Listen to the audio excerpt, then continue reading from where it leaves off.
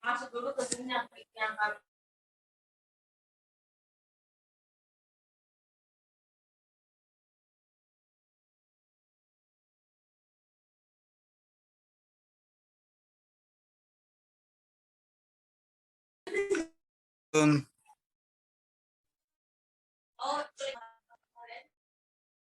Waalaikumsalam.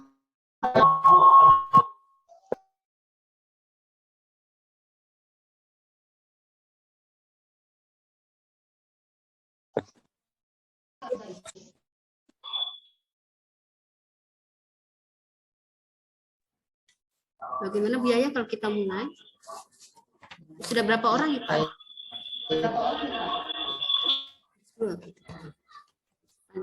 Kalau hilang. Mereka sudah mulai membuatkan kelasnya masing-masing. Ada layanannya, dan bagaimana cara penggunaannya. Alhamdulillah sudah ada beberapa yang menerapkan kelasnya.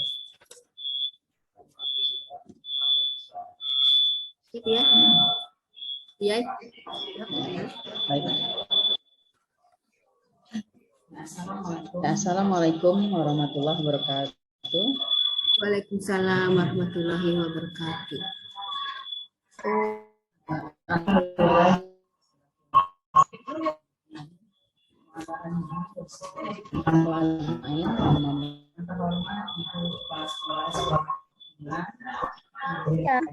Bunda PDSD, yang saya hormati Ibu SPD, sehingga kita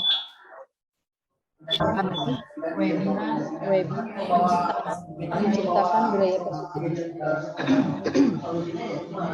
Sebelum acara dimulai bersama-sama kita baca, saya akan bacakan sebelum acara pada hari ini, yaitu satu pembukaan, dua doa, tiga menyanyikan lagu Indonesia Raya, empat webinar menciptakan budaya positif dengan narasumber Yuni Sulistiati SPD, 5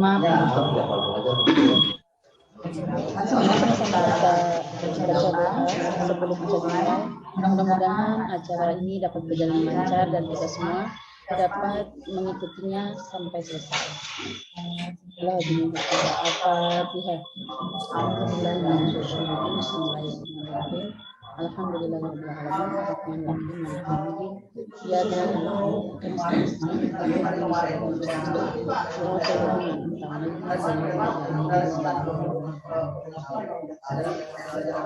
selanjutnya menyanyikan lagu Indonesia Raya. Sekolah dan orang tua itu kita support ya.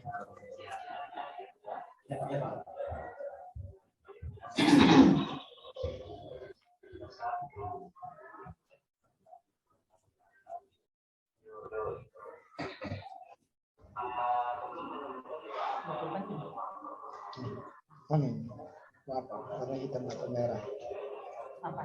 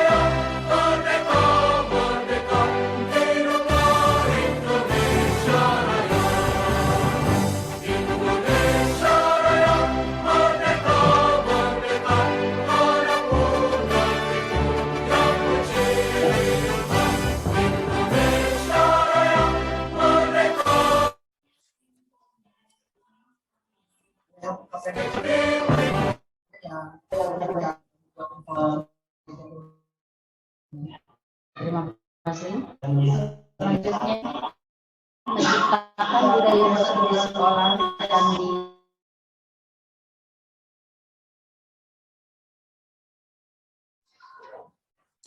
Terima kasih Bu Mami. Assalamualaikum warahmatullahi wabarakatuh.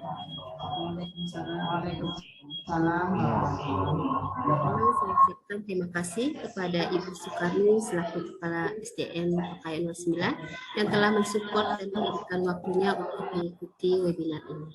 Dan saya ucapkan terima kasih pula kepada para hadirin, yaitu teman-teman baik dari SDN PKN 09 maupun dari sekolah lain yang telah ikut menghadiri dan mempersedia selama 1 jam ke depan untuk mengikuti webinar ini. Terima kasih juga kepada Bu Yaya, Pak Iqbal yang telah membantu mensukseskan acara ini. Bapak Ibu guru hebat, webinar ini diselenggarakan untuk saling sharing, bukan bermaksud menggurui, karena saya yakin Bapak Ibu guru adalah orang-orang hebat yang telah melalui begitu banyak pengalaman dan memiliki kemampuan dalam belajar. Jadi sebelum mulai saya akan memberikan paten dulu memberikan memakai galah itu di atas jerami. Mari ikut webinar budaya positif di sekolah, menambah pengetahuan, menjalin silaturahmi. Baiklah, akan kita mulai pertama yaitu izin sharing ya, izin share PPT-nya. Paling pada saat memasukkan itu kan di tahapan yang anak-anak saling di tahapan uji hasil, ya di tahapan uji hasil kan suasana berdiskusi itu. Jadi sebelum kita biarkan dulu kecil kaya semuanya, jadi coba kasih masukan.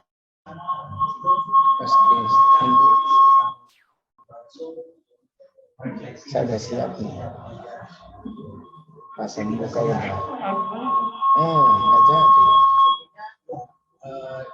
Ada yang sehari langsung jadi. Anak-anak itu justru mereka itu pengen cepat-cepat ya. Jadi mereka nggak sabaran. Mereka langsung proses produksi, proses edukasi, proses posting itu ada yang dalam. Iya.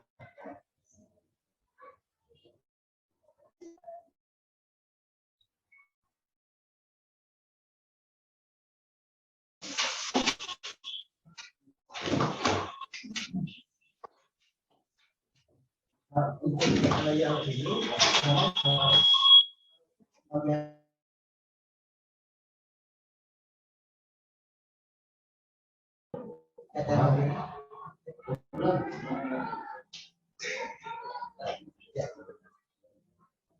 maka masuk waktunya mepet itu kan, jadi saya sebelum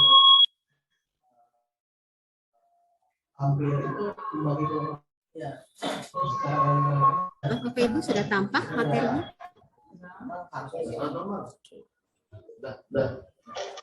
Ya, jadi kan belum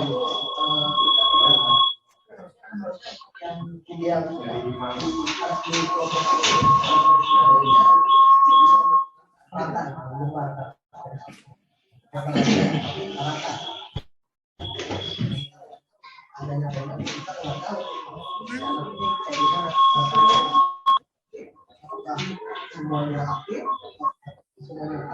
Yaitu Ingarso Sultulodo, Madiun Mangkarso Tutburi Handayani, yang berarti guru menjadi seorang pemimpin harus memberikan suri tauladan kepada orang tengah-tengah memberikan semangat, tentang guru dapat memberikan arahan dalam memahami perannya.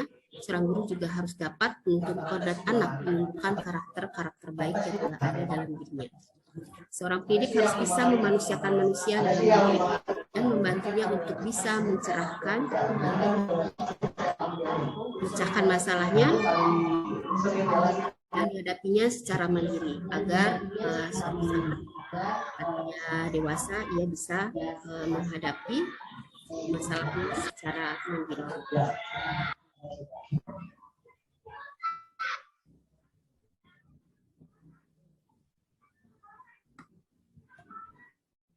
Seorang guru harus bisa mengamalkan nilai-nilai yang wajib dimilikinya, yaitu nilai mandiri, reflektif, inovatif, kolaborasi, dan berpihak pada murid. Dengan nilai-nilai inilah, seorang didik dapat menumbuh-suburkan nilai-nilai positif dan kebajikan sebagai bagian dari budaya bangsa dengan menciptakan visi profil pelajar lewat tahapan dan inquiry ini diwujudkan akan mudah terrealisasi. Di sini ada kata-kata inquiry apresiatif, yaitu proses membuat di mana kita melalui kegiatan positif, jadi kegiatan sekolah diikatkan dengan menggunakan inquiry apresiatif. Nah, tahapan bagja adalah tahapan membuat visi, Bapak Ibu. Jadi sebelum kita mulai membuat visi, ada tahapan-tahapan bagja di sini. Nah,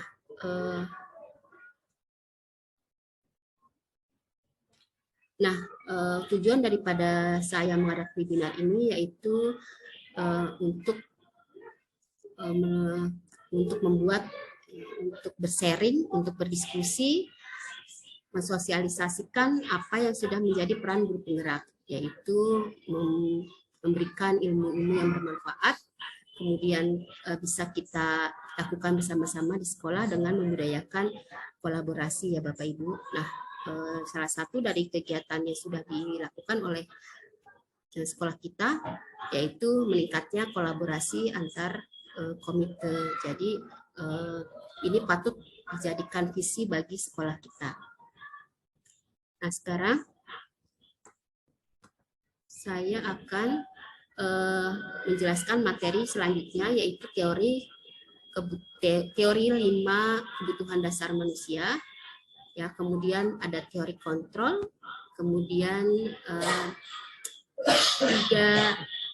segitiga restitusi. Lanjutkan.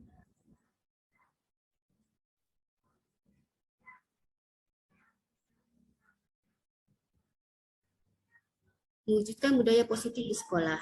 Ini adalah materi pertama, submaterinya yaitu 5 kebutuhan dasar manusia.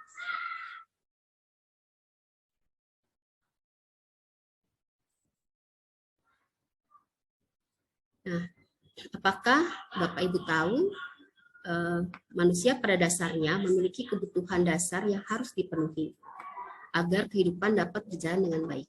Manusia akan lebih tertarik memenuhi kebutuhan dasar dibandingkan kebutuhan yang lain.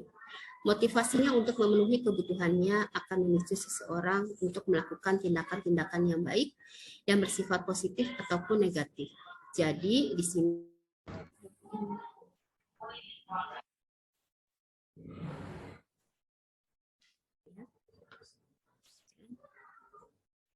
nah, sekarang saya akan memberikan pertanyaan pemantik, yaitu kasus. Di sini Ibu Ambar, guru wali kelas 2A di SD Pelita Hati, sedang bingung menghadapi ulah salah satu murid di kelasnya, Doni.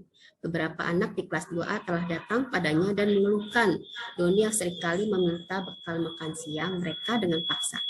Jika Anda menghadapi situasi seperti Ibu Ambar, apa yang akan Anda lakukan? Menurut Anda kira-kira apa alasan Doni melakukan hal itu ya?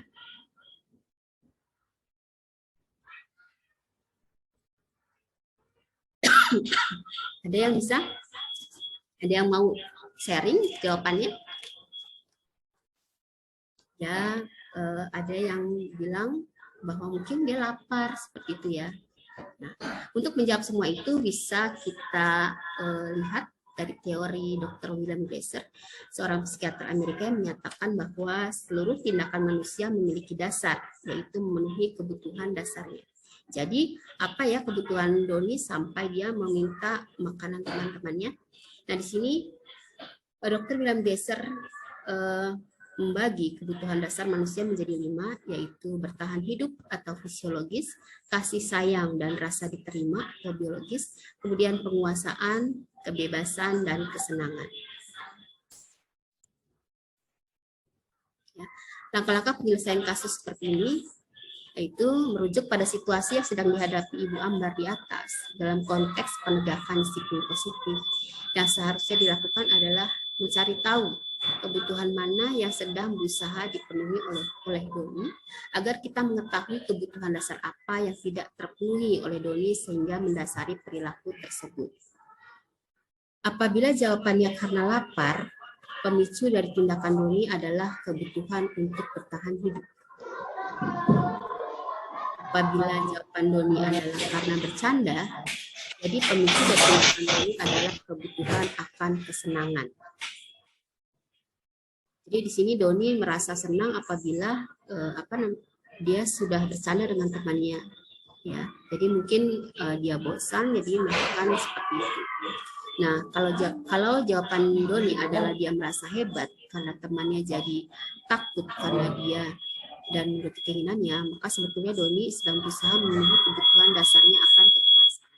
Jadi Bapak Ibu, karena lapar, ya, kalau Doni tindakannya karena lapar, jadi dia ingin memenuhi kebutuhannya bertahan hidup, ya.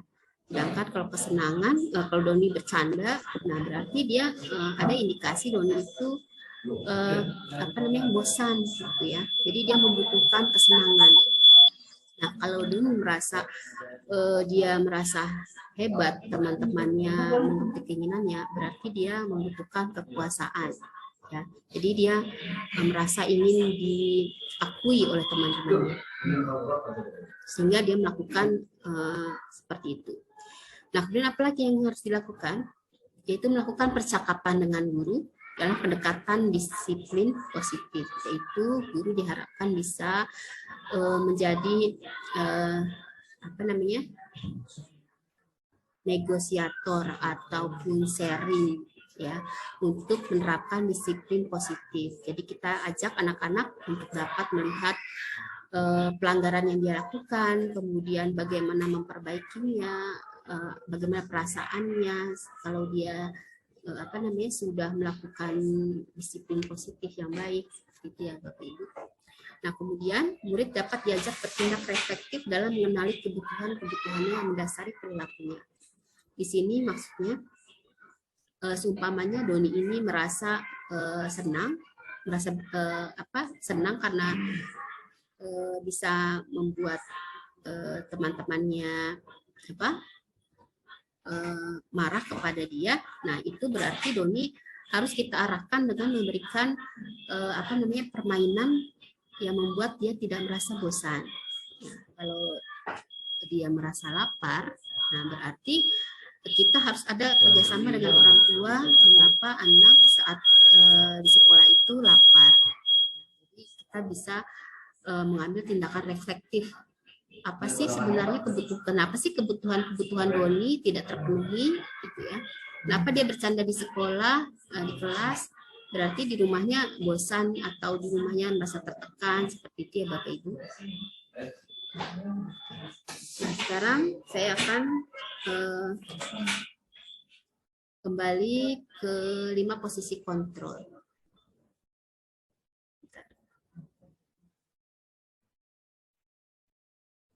Saya akan share.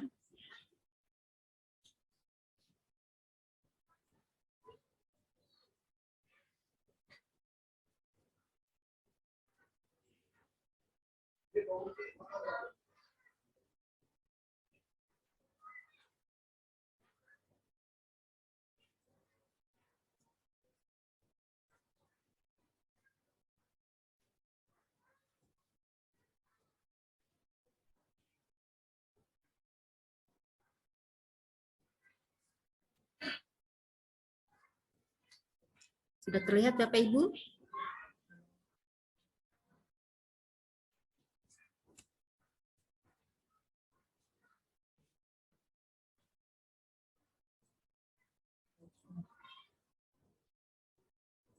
Bentar.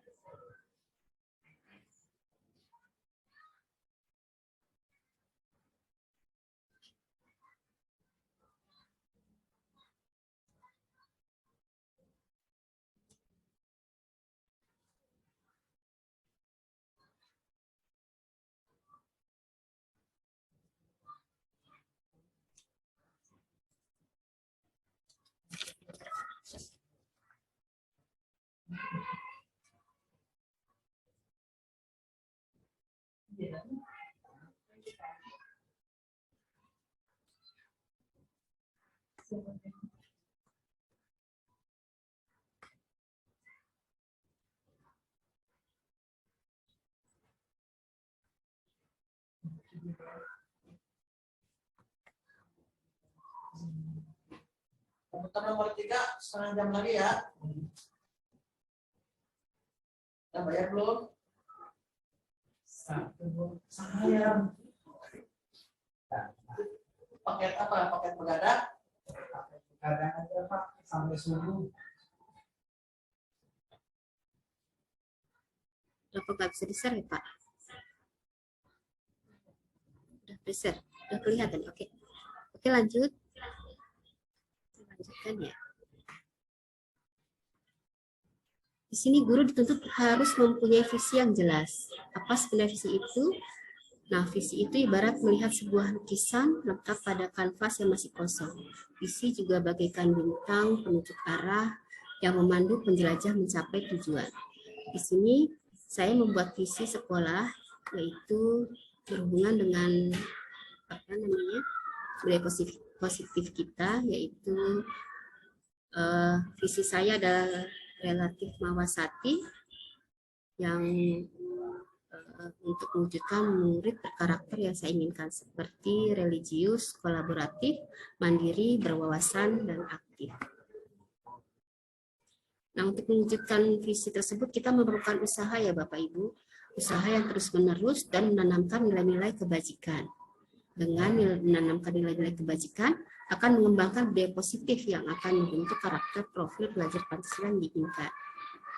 Nah, kita kadang sering bertanya pada diri kita, mengapa murid-murid masih melakukan pelanggaran walaupun sudah dibuat peraturan serta sanksinya.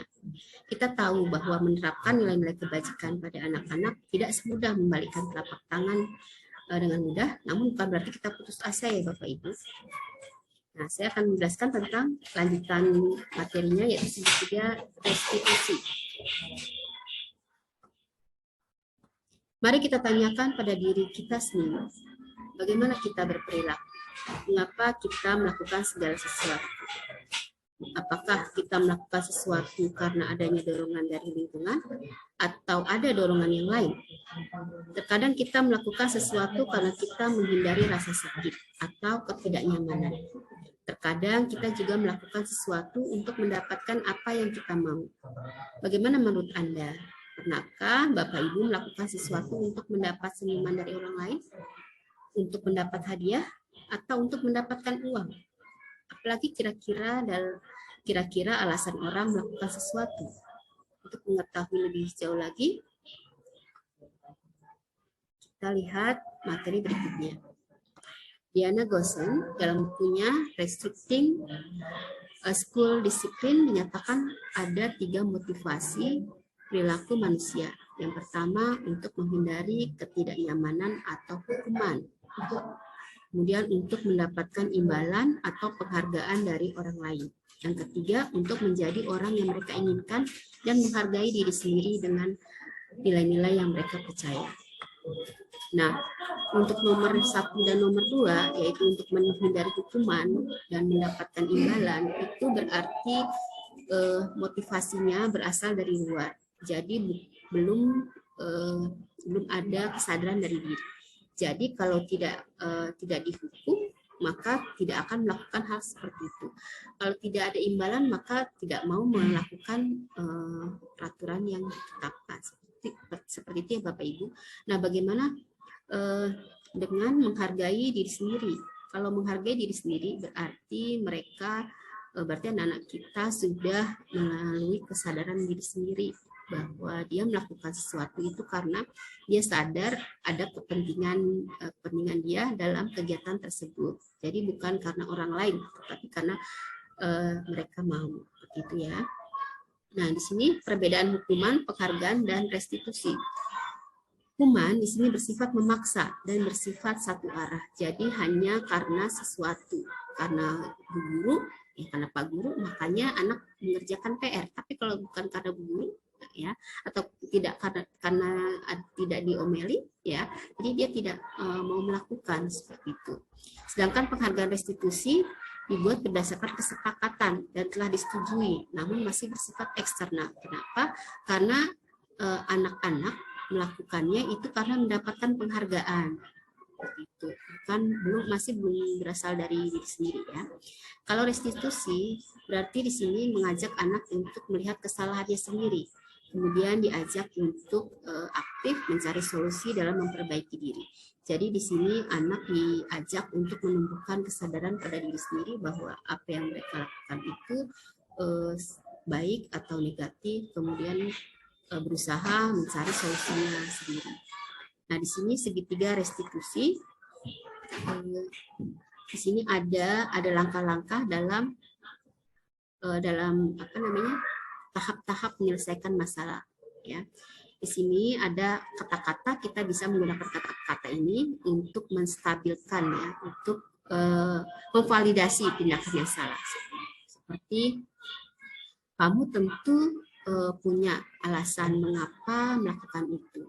Ya, jadi kita ajak anak untuk mulai sadar, melihat kesalahannya. Kemudian untuk langkah selanjutnya,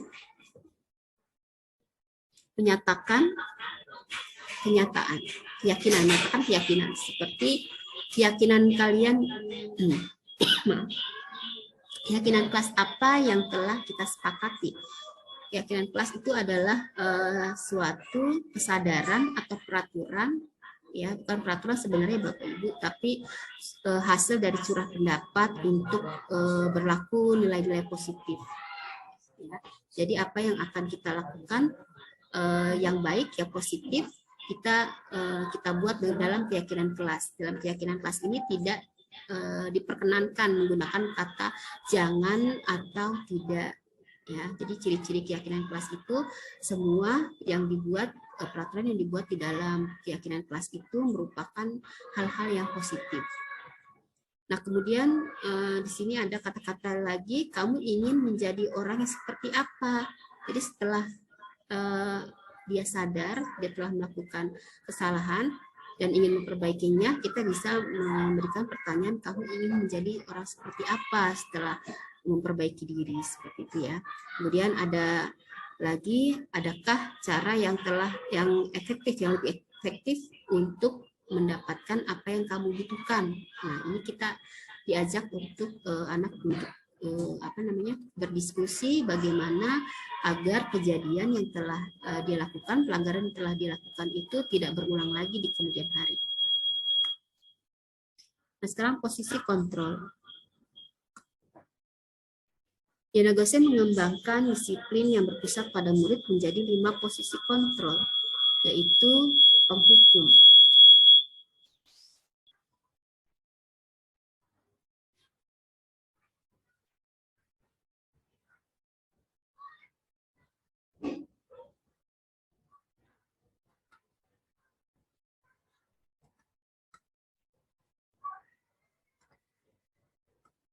Di sini,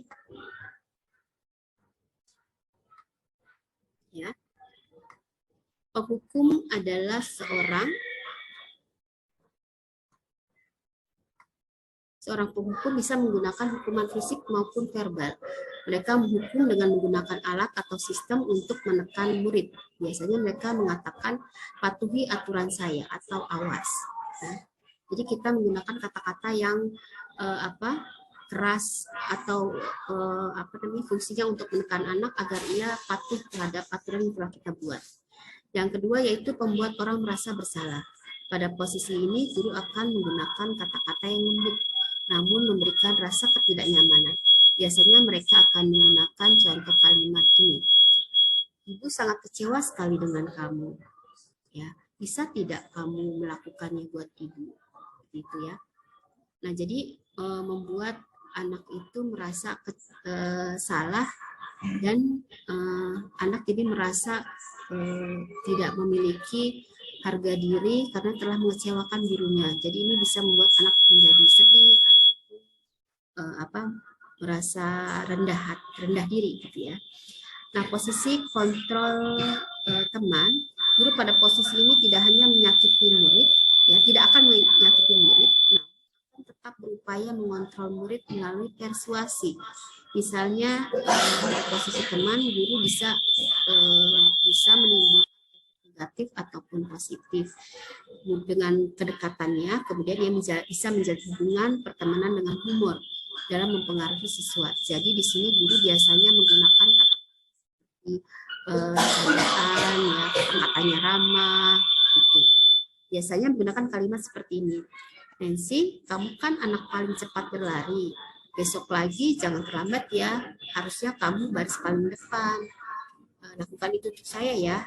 Dalam kalimat yang dilontarkan guru, ini jenisnya pada posisi sebagai teman. Jadi siswa berdisiplin itu karena ada motivasi dari guru yang ia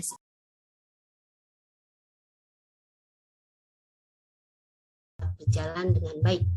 Manusia akan lebih tertarik memenuhi kebutuhan dasar dibanding kebutuhan yang lain. Motivasinya untuk memenuhi kebutuhannya akan memicu seseorang untuk melakukan tindakan-tindakan baik yang bersifat positif ataupun negatif.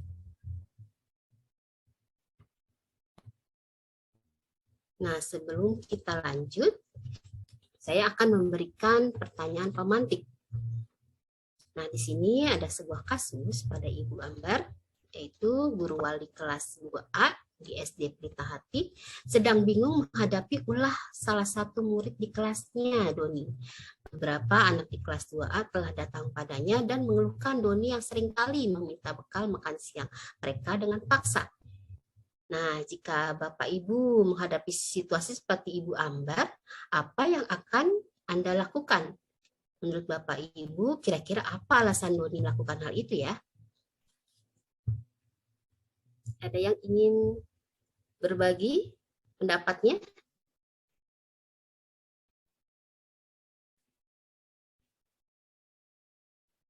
Oke. Ya. Ya.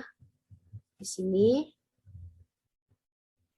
Ya, katanya lapar. Nah, oke. Sebelum kita lanjut, saya akan memberikan teori dari Dr. William Glasser, seorang psikiater Amerika, yang menyatakan bahwa seluruh tindakan manusia memiliki dasar, yaitu memenuhi kebutuhan dasarnya. Dia membagi kebutuhan dasar manusia menjadi 5, yaitu bertahan hidup atau fisiologis, yang kedua kasih sayang dan rasa diterima atau biologis, ketiga penguasaan, keempat kebebasan, dan kelima kesenangan. Nah, untuk kebutuhan bertahan hidup yang disebut juga survival adalah kebutuhan yang bersifat fisiologis. Untuk bertahan hidup misalnya kesehatan, kebutuhan akan rumah, makanan, ya, seperti itu. Nah, bagaimana dengan kasih sayang, cinta dan kasih sayang atau kebutuhan diterima? Kebutuhan ini dan 3 kebutuhan berikutnya adalah kebutuhan psikologis. Kebutuhan untuk mencintai dan memiliki, kebutuhan akan hubungan dan koneksi sosial, kebutuhan untuk memberi dan menerima kasih sayang, dan kebutuhan untuk merasa menjadi bagian dari satu kelompok. Kemudian penguasaan, atau kita sebut dengan kebutuhan pengakuan atas kemampuan. Kebutuhan ini berhubungan dengan kemampuan untuk mencapai sesuatu, menjadi kompeten, menjadi terampil, diakui atas prestasi dan keterampilan kita, didengarkan dan memiliki rasa harga diri. Sedangkan kebebasan atau kebutuhan akan pilihan. Kebutuhan untuk bebas adalah kebutuhan akan kemandirian, otonomi, memiliki pilihan dan mampu mengendalikan arah hidup seseorang. Ketika kita menghadapi kesenangan atau kebutuhan untuk merasa senang, maka kebutuhan mencari kesenangan terdiri dari bermain, tertawa, nah itu menunjukkan kesenangan. Lanjut.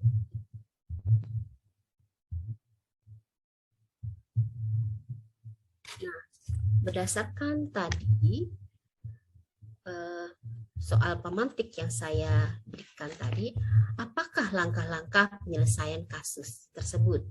Yang pertama yaitu merujuk pada situasi yang sedang dihadapi Ibu Ambar di atas dalam konteks penegakan disiplin positif. Yang seharusnya dilakukan adalah yang pertama, mencari tahu kebutuhan mana yang sedang berusaha dipenuhi oleh Doni, agar kita mengetahui kebutuhan dasar apa yang tidak terpenuhi oleh Doni sehingga mendasari perilaku tersebut. Apabila jawabannya karena lapar, pemicu dari tindakan Doni adalah kebutuhan untuk bertahan hidup. Nah, apabila Doni ini menjawabnya karena bercanda, nah berarti pemicu dari tindakan Doni adalah kebutuhan akan kesenangan. Dan bila jawaban Doni adalah dia merasa hebat karena temannya jadi takut dengan dia dan menuruti keinginannya, maka sebetulnya Doni sedang berusaha memenuhi kebutuhan dasarnya. Nah, apa langkah selanjutnya? Langkah selanjutnya yang dilakukan Ibu Ambar harusnya itu melakukan percakapan dengan guru dalam pendekatan disiplin positif. Yang selanjutnya yaitu murid dapat diajak bertindak reflektif dalam mengenali kebutuhan-kebutuhannya yang mendasari perilakunya. Dengan mengajak murid berefektif, maka murid akan mengetahui kesalahannya. Begitu ya, Bapak Ibu. Apakah ada yang mau ditanyakan?